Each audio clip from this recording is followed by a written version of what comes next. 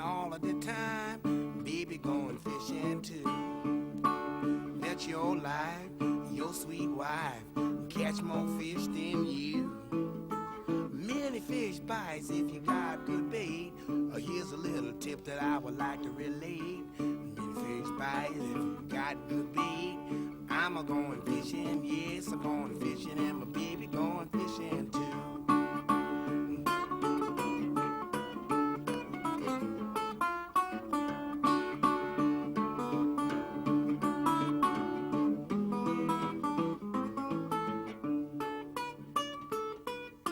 As you probably know, London is making a serious bid to host the 2012 Olympics, and I think it's a good idea. Mike thinks it's a good idea, but it's not going to happen, okay? Just forget it. It is never, ever going to happen. Why? Because Brits are used to a steady diet of disappointment. They're going to fuck it up. This, of course, is the reason why they should host the Olympics. Yeah? Because everyone expects them to fuck it up. So what do they do? That's true, you know. They're disappointed in everything. That's why they're the only country in the world that say surprisingly good. Yeah. Only the Brits are surprised at good. They're waiting for shit to happen every day, running around with their shit helmets on. Bring on the shit. I want shit. Then one day, oh, this is surprisingly good. And if it's surprisingly good for too long, it becomes frightfully good. Strange creatures. Yes, they are. Mm-hmm. Utterly fascinating. Well, that was surprisingly funny, Mike. A lot of viewers have been writing in this week asking to see a replay of that fantastic, absolutely stunning cast that you made last week, Mike. A textbook example in what to do and what not to do when you're distance casting. Let's watch it in slow motion, shall we? The Mike's back cast, it's absolutely perfect here. He's got a very relaxed but a firm grip. That's important. He makes a complete stop. Now he's coming forward. He's got the elbow leaning. Great range of motion here. He snaps the wrist and the thumb simultaneously. This is where he needs just a little bit of work, though. Grip just a little too relaxed. The impact of the rod and the reel itself is probably going to frighten most of the fish within a 500-yard radius. Thanks, Mike. That was invaluable. Fuck you, okay? I got sweaty palms. It's a condition. All right. All right, just relax. You don't have to get upset. We're just out here to fish. We're just out here to relax. Sorry. It's not about relaxing, okay? This is a sport. Fishing is a sport. Oh, really? Yes, it's not an activity, it's a sport. How so? Well, think about it, really. Yeah. You know, regular sports, you compete with humans, other humans. You know how they're going to act. You know how they're going to react. You can make eye contact with them. You know, this is a whole different species. They're all underwater. These are water breathers, Rich. We're air breathers. They're water breathers. This is intense competition, okay? This is where the average fisherman sportsman needs cat-like reflexes, stamina, physical prowess, and the power of mind over matter. So if that's not a sport, then I don't know what is.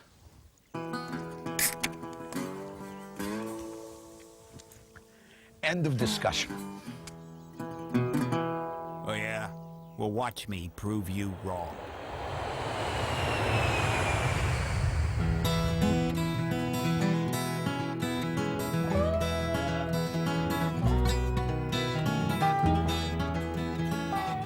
Hey, Mike, guess where I am now? The Yellowstone River in Montana. One of the great fishing capitals of the world. So if anyone could answer an argument about whether fishing is a sport or a hobby, I reckon it's the people around here. Can kind of go either way on that one, really. I mean, I like to think it's a hobby because you just do it when you want to do it. And in a sport, it's like you got to do it at a certain time. And in sports, you get to hurt people. And fishing, you don't get to hurt people, but fish get tore up pretty good sometimes. Bass fishing, you got to get your finder. You got to go find them. I mean, it's tough. It's tough. So, you would nominate bass fishing for the Olympics? Bass fishing, yeah, I an would. Olympic event? Yeah, I would. You sexy, gorgeous, gingham-clad woman, let me ask you a question. Do you fish?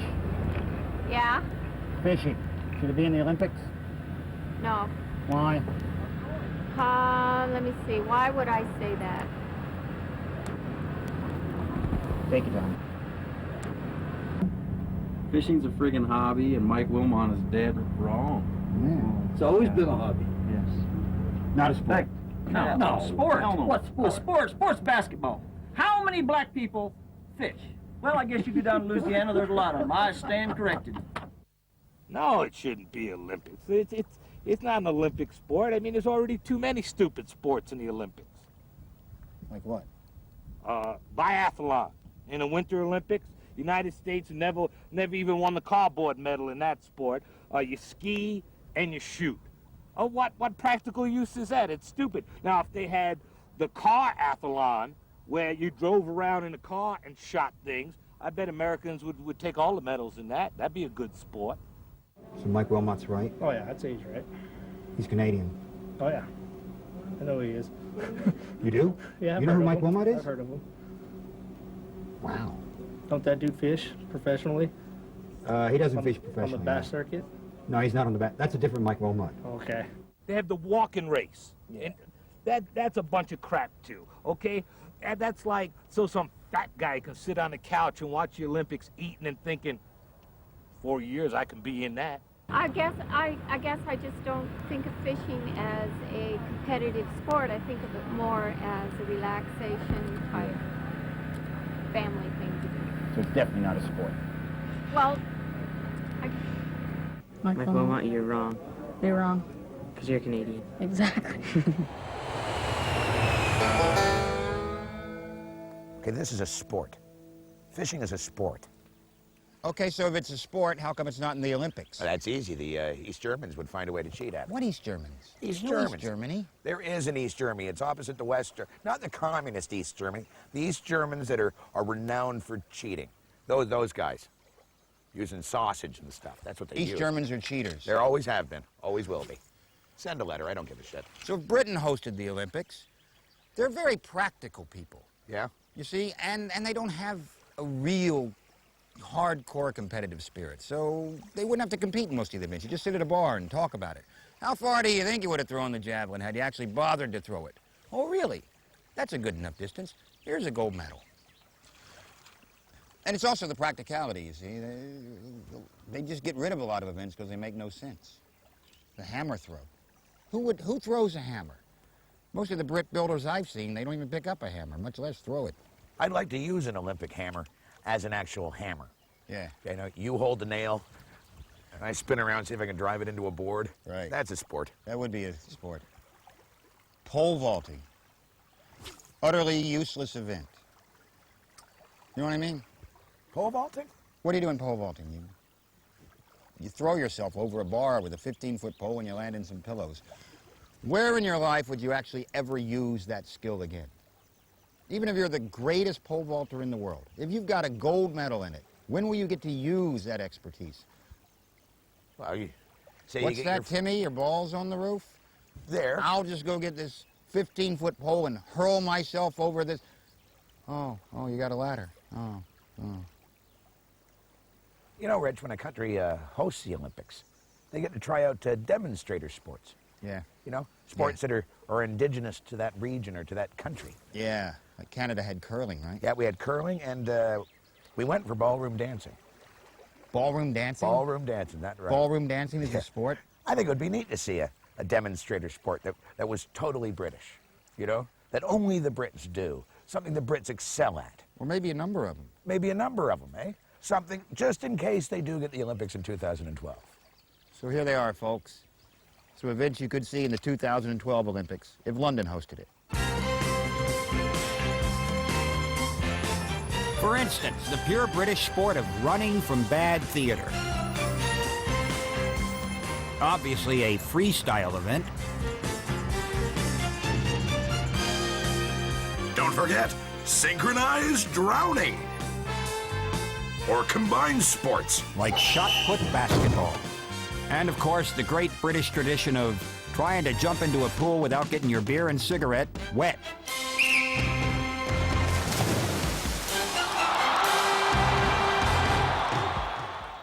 All right, Rich. Yeah? All right. What? In response to your argument that fishing isn't a sport, Yeah? I'd like to draw your attention to Trout Fisherman Magazine.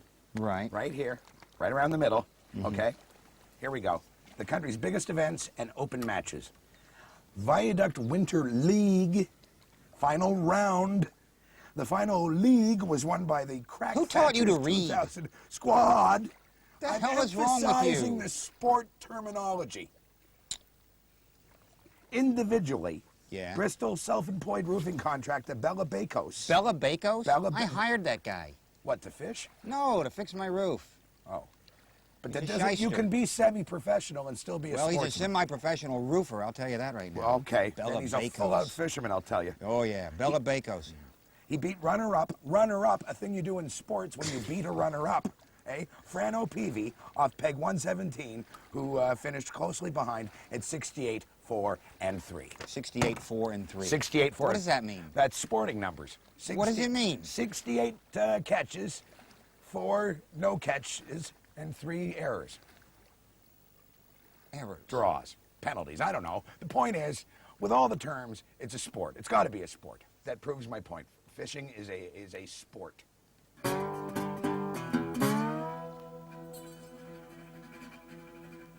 You know, Britain could revolutionize the Olympics if they hosted it. How? Well, you know, they could change some things. No one can sing a national anthem. They never make sense. You know, if you're a gold medalist, you should get to play your favorite song. I could hear Eye of the Tiger at least 12, 14 times. Some of these countries, they're so newly formed, they don't even have national anthems. You know, in Sydney, one country won a gold medal. They had to play the Bare Necessities from the Jungle Book. Anyway, what do you think the chances are of Britain getting the Olympics? I think they're neck to neck with Paris right now. Oh, really? That's what I've been told to say.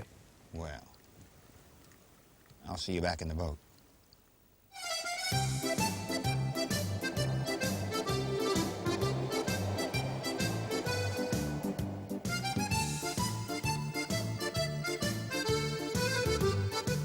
You know, when the Eiffel brothers built this tower all the way back in 1981, they probably never dreamed that someday there would be beach volleyball competition. But that is exactly what's going to happen at the base of the Eiffel Tower when Paris hosts the 2012 International Olympics. Now, Paris has proven in the past that it's a wonderful host for these sort of events. In 1998, it held the World Cup, and though they finished last in that competition, absolutely, yes, yes, yes. One of the stars of the volleyball competition is this woman. You know, Rich, the great thing about Hackney is every site's a potential Olympic site. I mean, just look around me. Some of the facilities are already in place. All you have to do is use your imagination. Really use your imagination. If it's in Paris, the Village Olympic should be around here because it's the last space in Paris free. The result should be at the end of this month now? Next year. Next year? Yeah. Do you know if it's Paris? It's Paris, but they're neck to neck with Hackney for the bid. Hackney, London. London, yeah. Do you want to talk to us about the Olympics coming up? No. One day. This is where the rowing events will be. Keep your eye on that back, because that's what the other rowers are going to see in 2012. You know, Rich, in Paris they're going to have to spend millions, huh? Just for diving facilities. Here in Hackney, we're already set up. Just add water. Rowing. Kayaking. Physiotherapy facilities. The Stade de France, a giant architectural clam ready to swallow up thousands and spit out entertainment and supreme athleticism. It's ready to go. You don't have to do a thing.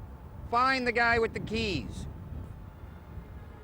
You know, I can't help but feel when I look out over the rooftops of Hackney's future Olympic Village, and I know this town has its problems with drug addiction, crime, homelessness, the highest rate of mental illness in Britain. But doesn't that make this a special part of town? And like any Special Olympics, I think it's important we all realize that everyone's a winner. Everyone in Hackney gets gold on this one.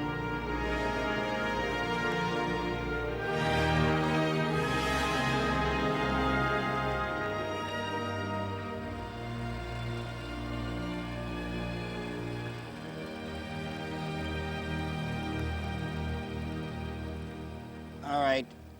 As a sportsman, Mike, I want to show you some products here that you would not be allowed to use were you actually competing in the Olympics.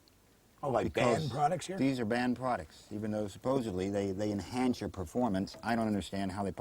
Dextrose powder. How is that a performance-enhancing drug? Mouthwash. Nasal spray. Cough syrup. Children's cough syrup. Vicks inhaler. This is banned. Vicks inhaler? Yeah. Well, that doesn't do anything. That's ridiculous. You would be breaking a rule if you did this. If it improves fishing, I'm desperate to catch a fish. If this will help. It's performance enhancing.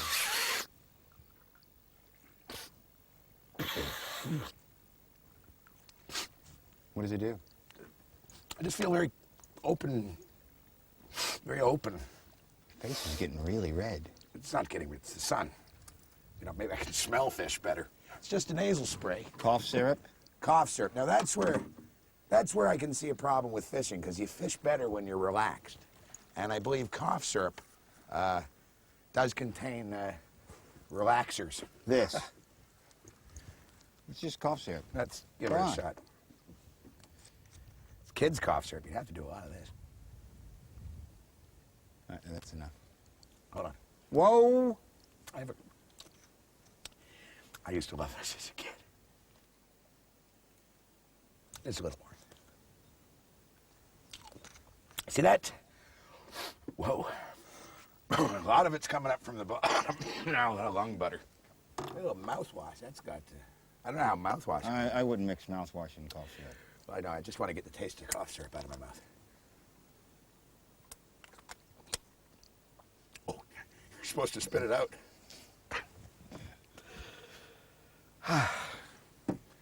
What's this one do? What's this one? I think this is... Here, you just keep looking at that one. Yeah, I don't know what it does, but it's for adults and children over 6. Really? Yeah. I'm ready to fish. It's Vicks. That's Vicks liquid, yeah. Oh, Here. Let me get the top off. Okie dokie. Yeah, it's childproof. Yeah. Lay back for a bit. There you go. Oh, it's an inhaler. It's an inhaler as well.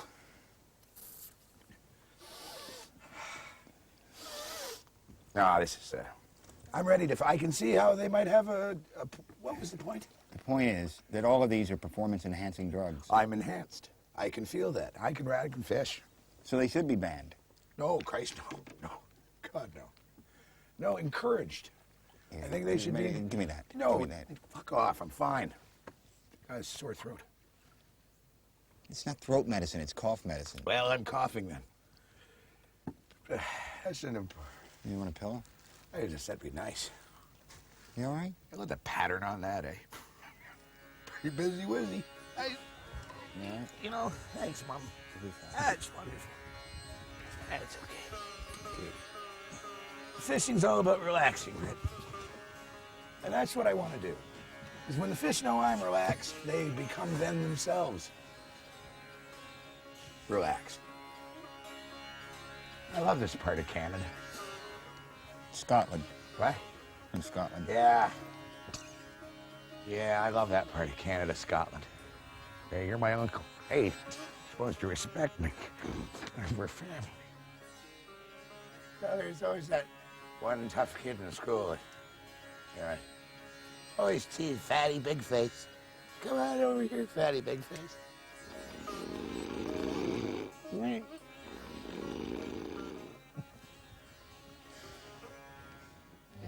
What a great place to rest your bones, and mighty fine for skipping stones. You feel fresh as a lemonade, setting in the shade. Whether it's hot, whether it's cool. I'm tired of misleading these guests that we're interested in what they're talking about, okay? Yeah. When Anita gets in the boat, let's just shoot her. Aren't we going to get like one of those sample baskets? Well, you like the Body Shop? Oh, yeah, you got the pineapple foot scrub. What is wrong with you? Face you been scrub? brainwashed? What do you mean brainwashed? It makes Anita Roddick is some kind of environmental carpetbagger, all right? She's just raping the planet of all its essential herbs and essences and lotions. There's some plants and vegetables that weren't meant to be rubbed on your body. Why are you so grumpy? Why don't you have like a nice cucumber mask? That'll make you feel better. No, it won't. There's some things in a cucumber that weren't meant to be rubbed on you. You know, think? why don't you just go down to the vegetable stand and smash your face into some cucumbers? It's cheaper. Why don't you go to the thing and smash your face?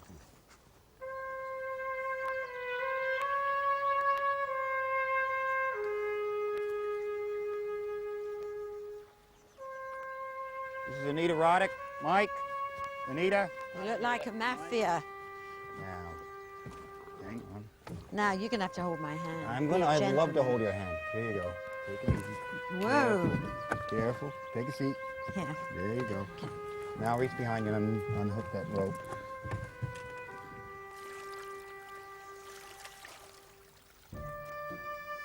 Not to beat around the bush or anything, what we're going to do is we're going to go over to that cove over there, Where? and Mike is going to shoot you in the head. So this is my last few minutes on Earth, is it? It is. Okay. Now, It's not really fair. You didn't tell me about this. I put on a nice dress. What a waste. Don't splatter it with blood. no, It's a nice dress. no, Mike's very, Okay. he's very discreet about that sort of thing. Now? Patience, Mike. Patience.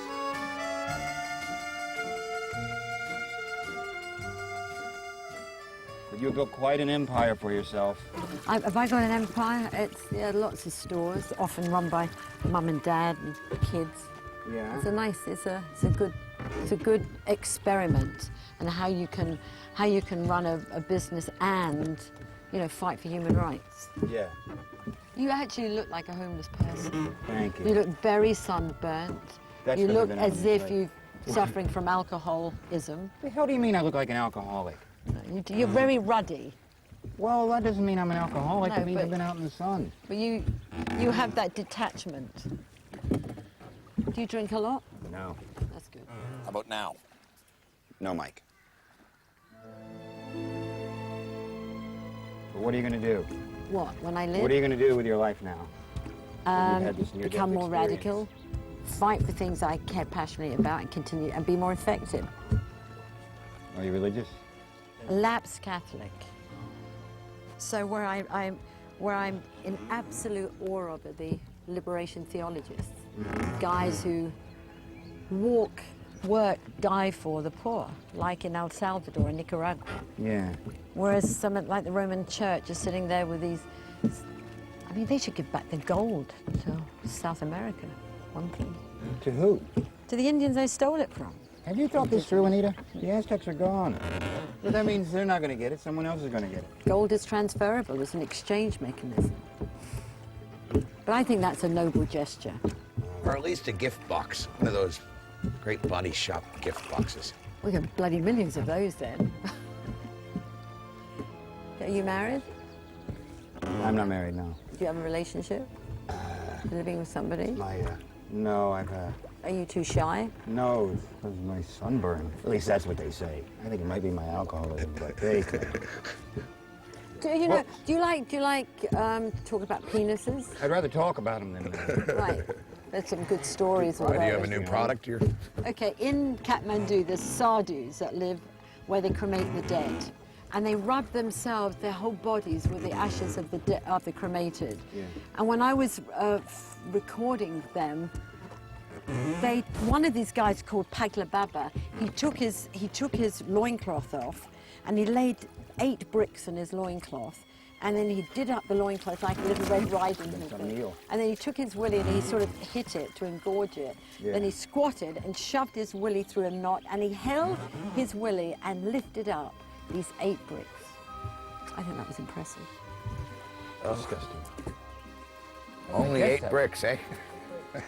He has been known to pull a truck. And what would be your last radical act on this What planet? would be my last radical act? I think controlling my funeral. Yeah? You know, really controlling it. Are we here now? We're here. Oh, crikey. Shit!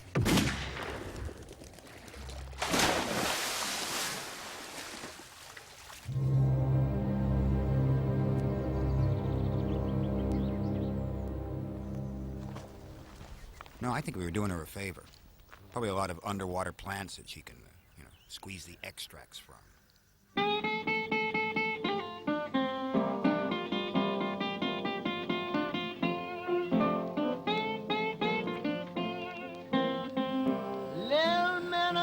the river, kingfish in the deep blue sea. I wonder if Britain would have 24-hour coverage of the Olympics, like they had in America. Disaster. 24-hour coverage, but there weren't 24 hours of events, so they were just throwing in what they called Australian content, anything to fill up the airwaves, right? Yeah. There's a 1.5-hour documentary on Gallipoli. Gallipoli? It's got nothing to do with the Olympics. And this very unwieldy transition where the announcer came on and said, and this is why every Anzac Day, thousands of Kiwis and Aussies gather to commemorate the brave young soldiers who died in a withering volley of fire on the beach in Turkey. Speaking of volley on the beach, let's go to Bondi now. Bob, you there? Jeez. Yeah. But whoever gets the Olympics, you know, it'll be exciting. You could feel it. I felt it in Paris. They were so excited. Everyone I talked to. Olympic de 2012, yeah? Yeah. Fantastic. How are you? No, stay. Olympics. Olympics. No. Bonjour, sexy ladies. Say, if you're still alive by 2012, will you enjoy the Olympics? Good.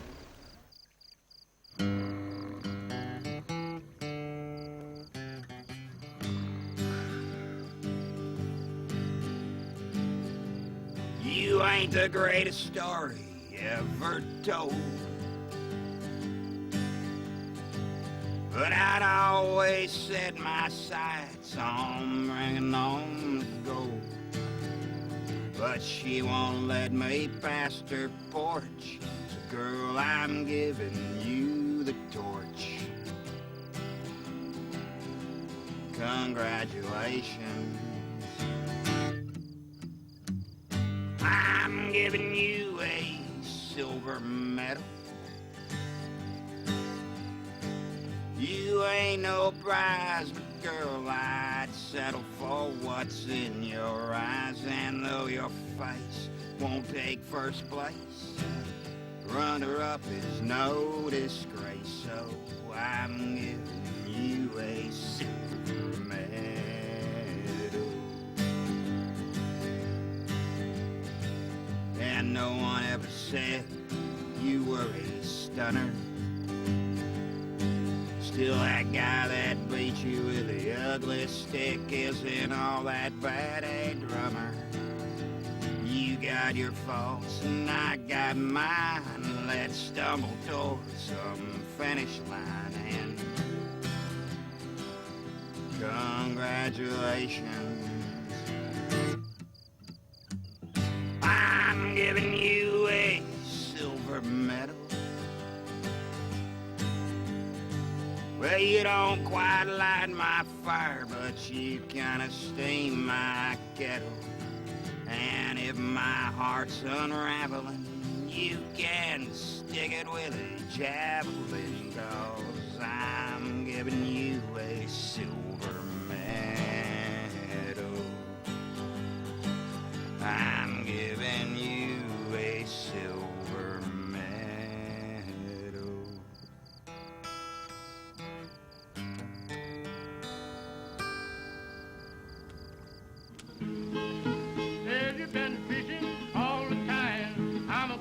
Tell you the thing about sport, it's the last great reality show, because you don't really ever know what's going to happen. There's that old saying, it's 10,